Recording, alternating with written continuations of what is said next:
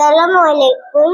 Hello শিক্ষার্থী বন্ধুরা, আমার নাম উসরাত ওয়াহিদা তুলতুল।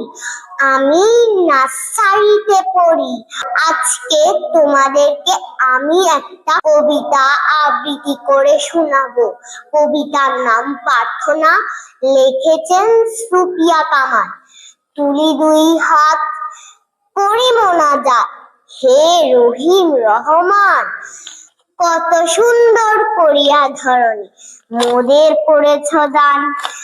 গাছে ফুল ফল, নদী ভরা জল, পাখির কণ্ঠে গান, সকলই তোমার দান।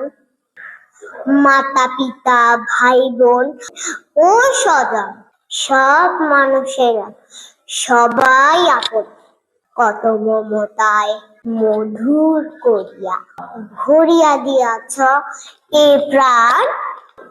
তাই যেন মোরা তোমারে না ভুলি, সহজ সরল সৎ পথে চলি।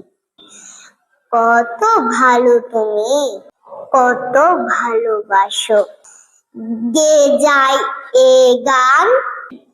ধন্যবাদ সবাইকে আমার পরবর্তী ভিডিও দেখার জন্য। সবাইকে আমন্ত্রণ জানিয়ে আজকে এখানেই শেষ করছি। আল্লাহ হাফেজ।